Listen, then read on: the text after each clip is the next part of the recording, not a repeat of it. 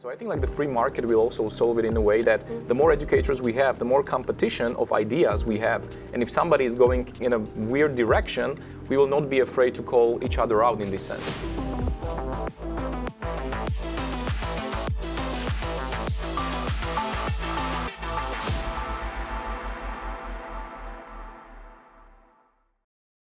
Okay, so my name is Dusan. I'm a Bitcoin educator for 8 years, and currently we are running a Bitcoin center in Honduras and financing our education activities around the world with mining in Paraguay and Ethiopia. So our mission is to orange pill 100 million people in upcoming years. I am Mir, and somebody has called me the godmother of the Italian community, and I think it's a very nice definition because I love to stay around people and to orange pill them since quite time, especially in Italy, and I'm still do that to the best I can. And nowadays I'm very close to help a very cool initiative called Plan B Network. My name is Roxy, I'm the co-founder of Plan B Network. I've been educating around Bitcoin for the past 8 years, and Plan B Network and what we're trying to do is to bring scalable Bitcoin education to the masses, so bring the tools and the classes for mass adoption through orange pilling and education. Would you guys prioritize open source sovereignty or user-friendly accessibility when educating a global audience? I think it's a journey, and so you want to start easily, and I strongly believe that when you're educating someone, you want to connect with the person you have in front, so understand in which way you can enter. The entry point for everybody is very different. The style of communication we react to is very different. So at the beginning, if you are too much about open source, everything, privacy, and those tools can really be scary, because not because of the topics, but because you can put another barrier. So in my experience, there are plenty of barriers. One is trivial, is the linguistic barrier. Another one is the technological barriers, and some barriers are just like yes, too much information, even if it's good, but you want to make things easier at the beginning and then guide to be as much as possible a guide and go through the goal. And the goal will be, of course, open source knowledge and open source tools, but it takes a lot of time. Rosie? No, I completely agree. We also often need to consider the amount of time we have to educate someone. So you will not tell the same advice, the same tools to be used if you have like 1 hour in a bar during a Bitcoin meetup, or if you can do like a whole day seminars or even a week like you are doing, Dusan. And so if it's really short, sometimes installing the first wallet, even if it's not necessarily open source, could lead to a way easier functioning, like way to explain. The person will get a wallet, receive Bitcoin, he will immediately see the result, and so he will say, okay, this is transformative technology, so I can send that money that fast to anywhere in the world. And the answer is yes, because it's like a network. Now there's always a caveat on the difficulty of the technology, but that comes later. So if you only have 1 hour, go for the easy solution and try to make a good impression of the technology. If you have 1 day, 1 week, then obviously you go through the nuance to explain that it's not actually that easy and that Bitcoiners need to make an effort to regain their sovereignty, because you cannot just clap your hand and exit the financial system. It's a journey, like you mentioned, and there will be many steps and improvements. That's going to take years of studying and improvement. I totally agree with what you said, guys, because there needs to be a balance between both, and you need to know the context, the people, the target group that you're educating. So we try to empower educators, just like you do, guys. And then I believe that educators will figure their own way of educating, and they will pick up from the whole palette of tools what works for them and for their target groups. It's a different approach that I use in Slovakia, Czech Republic, and then in Honduras, because the people are coming from a different context. They have different problems, so you cannot just use one thing for everybody. And I really believe like people should kind of pick from the palette and use whatever works for them and for the contexts. Yeah, exactly. And when we go to the specific of regional, basically, way to teach Bitcoin, it gets immediately very complex, because you cannot always find high quality education in every language. Even if there's a really talented YouTuber or podcaster, he cannot cover all the topics, and the privacy one could be maybe too difficult technically. The tools and software available are not going to be the same. So it's really one of the challenges we have at Money Network to try to figure out how to bring that to every single country in a smart way. So they don't even see the frustration of not having the tools because they see the best tool for their country and their use case. What I also see sometimes in education platforms, like they give you everything and just like you pick up. But sometimes I think for the newbies it's difficult because they want somebody to tell them, start with this, then go here, and kind of to create a little path for them. And then in the end they will choose, okay, maybe I switch a different path. But if you give them the whole palette and they're very lost in that. So I think there's a little bit of, maybe we can call it centralization or like showing the path for them. Because if you just give them like, go freely on the internet and explore, they're going to be like, okay, where should I start? So we should give them a little bit of leading in a way. Yeah, I completely agree. And also I gave a talk here for the Italian stage, and I say the thing that I want to say it again. It's not you, it's Bitcoin. If you're not understanding, if you're struggling with Bitcoin, it's because Bitcoin is complex. It's a complex creature, dynamic, changing over time and continuously. So I think it's our responsibility as educators to make the people feel that it's completely part of the journey to struggle, and this is going to take years. It took us and still takes a lot of effort being updated and continuing on to this journey. So I think it's important to remember that there's nothing wrong with you. It's Bitcoin, it's complex, it's complicated, don't worry. It's just like life, like you don't get the manual when you're born, like, oh, this is how to live. You need to struggle and you build your courage and everything through struggle, right? So I think it's the same with Bitcoin, as you said. And so, for example, what I do when I have more time, and it's not just, okay, get a wallet, this is Bitcoin, is that my first class is about prerequisite to Bitcoin, fraud and financial scam, online security, advice for beginners. So I'm like, okay, we will learn about Bitcoin because we have a lot of times, but let's focus on what you should know before starting that journey, right? All the scams that can be around, how to not lose your money, because Bitcoin is a new it's a new prototype of money, so there's like rules that you need to follow or you will lose money. And because money is a sensitive topic, people get really attached to it, which is normal. It's their time and energy that have been like harvested for quite some things. And so telling them, okay, it's gonna be slow, but you're gonna get it at some point, and do not make a mistake. Like, we're gonna try to help you not make a mistake is always something I feel like the students really like it, to be like hands taken and carried into a safe path. Also, you touched on a very important point. Of course, you want to be empathetic and guide them. At the same time, you want them not to get involved into scams. So you have also be very strict about the scams and the possibility of finding those types of other projects or tokens, whatever. And so in that part, being more empathetic and to show them that it's completely wrong and they can get wrecked. What I use in this sense is like I'm trying to speak why I have only Bitcoin and nothing else, and not like what they should do, because my experience is that people are more inspired and motivated if you tell your story and your experience instead of telling them how to live. So when somebody tells me, hey, should I buy this or that, I'm like, you choose what to do with your own money. This is why I chose Bitcoin, and these are the reasons and all of it. And my experience is that people are much more motivated, like, okay, that makes sense. So if they align with your values, they're much more willing to go into Bitcoin only. And one of the challenges I see for Bitcoin education is that we want to kind of decentralize it still. So we want hundreds, if not millions, of Bitcoin teachers around the world, so they can have like the personal contact and really like get with the students and get a personal parcours. But the trick is, how can we make sure, because we shouldn't trust, we need to verify, but the new person joining the industry will never verify at first. They will trust that mentor, that new Bitcoin educator. And so I see like we do have an important role to make sure that the educators of the next generation of Bitcoiners can be trusted, or at least like have some proof of work and they know what they're doing, and we can basically like say, yes, go see those persons, they will be able to educate you. And I think that's what you're doing with training the educators, making sure those persons have the qualification and the kind of social trust that is needed to then take on the journey to educate others, right? Yeah, totally. And this is actually what inspired me to create a program of Bitcoin Educator Academy, because I met a lot of people who are amazing educators or amazing Bitcoiners. They understand the tech. When they start to teach it, they throw at you everything at the same time. It's like drinking from the fire hose. It's impossible, right?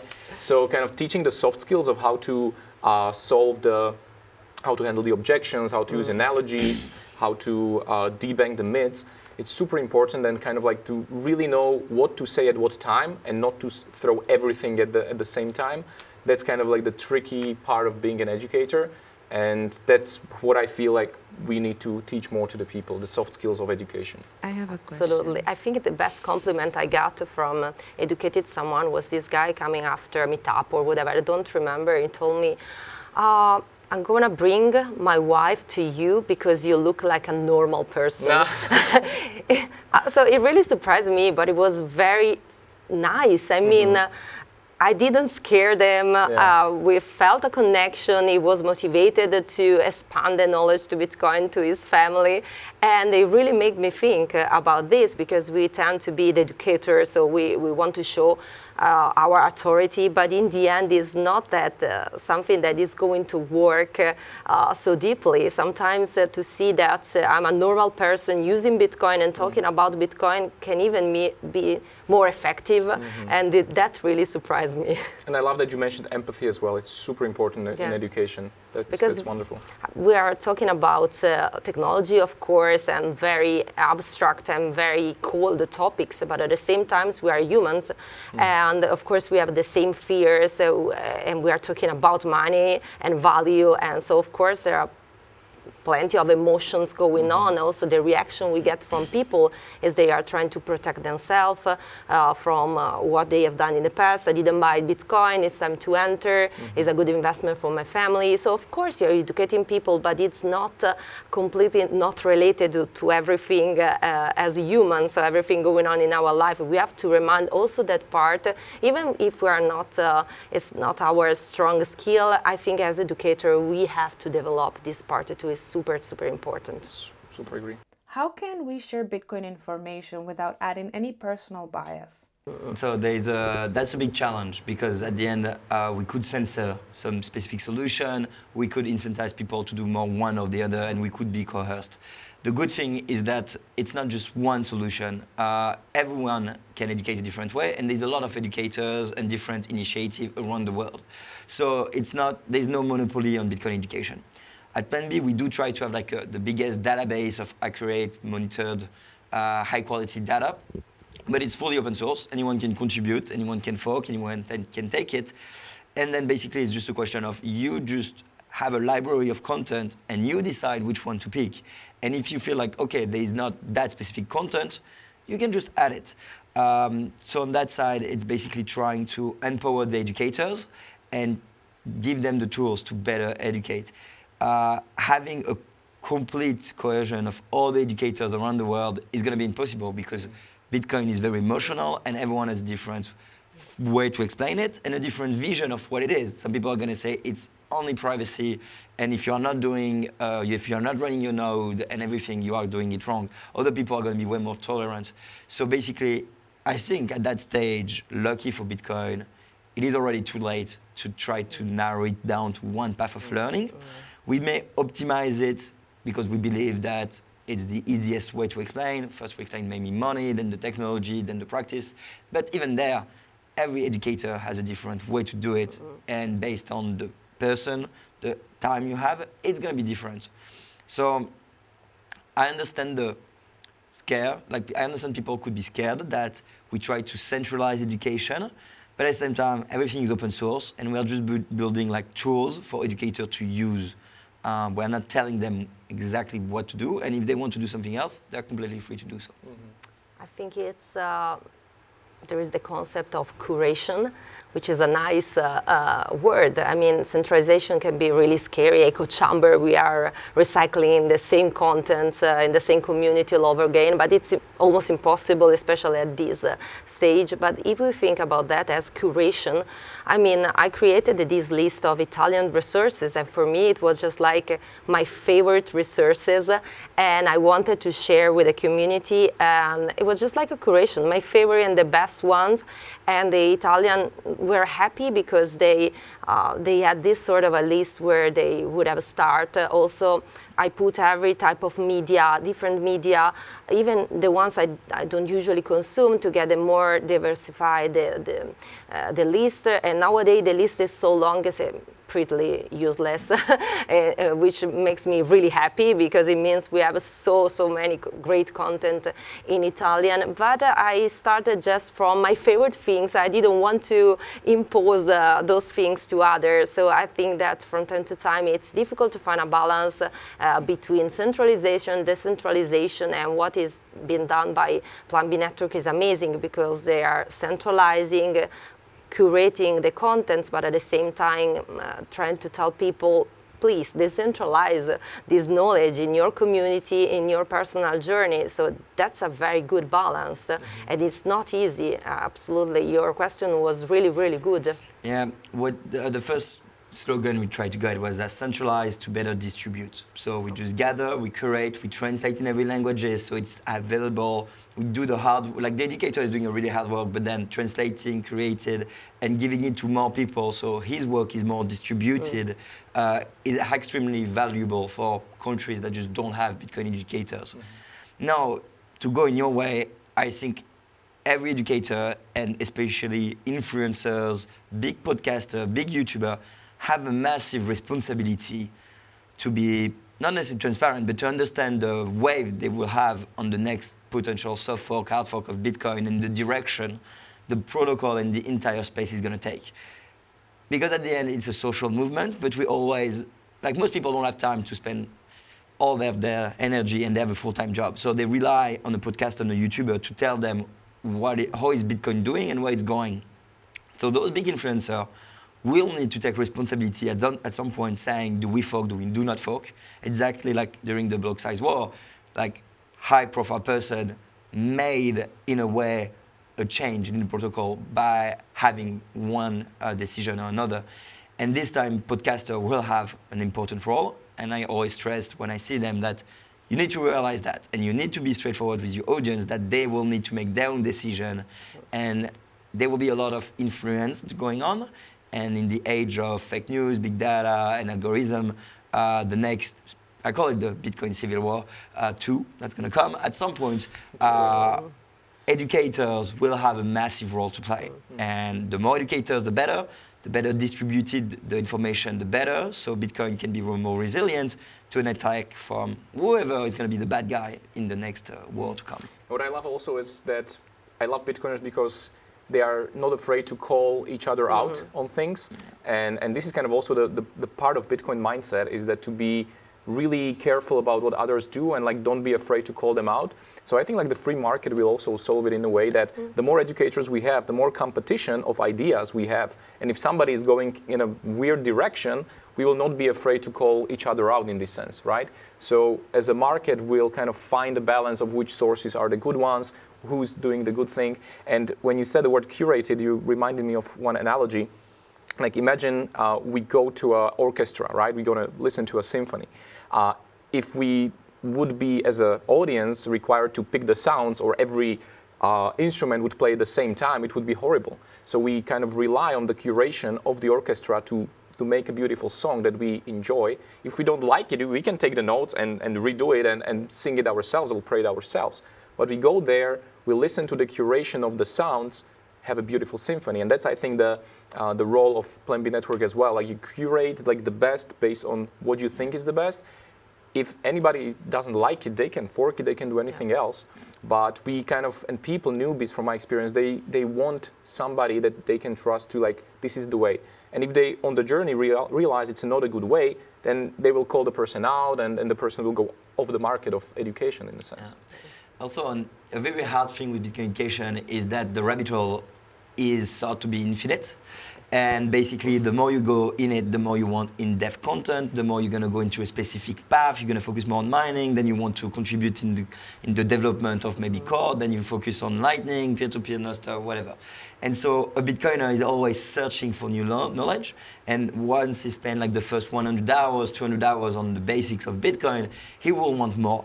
And at that point, basically, his mentor in the Bitcoin space is going to change. It's going to go from Andreas, for me, to Preston Page, to Guy Swan, to Giacomo, to someone else. And so his point of view is also going to change based on those mentors. And the more he's going to dive into a topic, the more he's going to question, for example, what he's learned, or affirm that what he learned was right. And so there's so many paths that so many people have different point of view that it creates a resiliency in what is Bitcoin. And we get really good debate here at Lugano on covenants and an ossification of the Bitcoin protocol. And everyone has a say. And everyone who says something has hundreds, if not thousands of hours and 10 years working in industry, and still they do not agree. And that is beautiful for Which is Bitcoin. great. Totally agree. What advice would you give to people who want to become Bitcoin educators? I would say that don't just focus on the technicals, focus on the delivery. Focus on being empathetic, as we already mentioned, and the soft skills of delivery. Kind of be very careful about knowing the person, knowing the context, knowing the level of their knowledge, and really show them that it's not a difficult path to go. They just need to be consistent. That even you're not in the end of the journey yet as an educator. We have so much to learn still, and that the journey continues. But you don't need to be afraid to explore the rabbit hole. Yeah, I would say that you are not alone. I think that's something people often believe. You are not alone. You are not the sole educator. There's a lot of resources available online. There's a lot of ready-to-teach courses. You don't have to recreate the wheel. You don't need to redo Bitcoin 101 PowerPoint. They already exist in many different formats in open source, so you can just take curriculum that have been tested. And even there's communities of educators. You should join some Telegram group with a lot of educators. You should like do seminars with Dusan. So just consider that if you want to start, it's really good. You may be alone in your city teaching in your local town, but at the global scale, there's a big network of educators that tries to get better organized, that try to get better at distributing tools. We try to do that at Plan B2. You are doing it in your way. And so just join those communities of educators, contribute at a higher scale, and share what you are doing to the rest of the community. If you create a course, share it around. Maybe someone else will say, that course is really good. I'm going to take it and teach it too. And this way, we're going to move forward into the Bitcoin educational layer, let's say. I would say don't focus on any KPIs. It's impossible. You don't focus on numbers or people that you orange pilled because of you or whatever. Because from time to time, people they get orange pilled maybe because they choose to be orange pilled in their time, and after years they will come back. And so focus on getting better and learn again, getting great resources, going to courses for Bitcoin educators, getting better, and don't focus on the number of people you want to get involved. They are going to arrive at their own time if they wanted to. It's a struggle. It's something it took me some time to understand that I have to do what I do with education, not caring about the relation between my efforts and the results. I don't care about the results. I think in a way it's better if my content reach one person but deeply than reaching so many people shallowly. I don't care about that anymore. So keep being better for yourself, and the result eventually will come.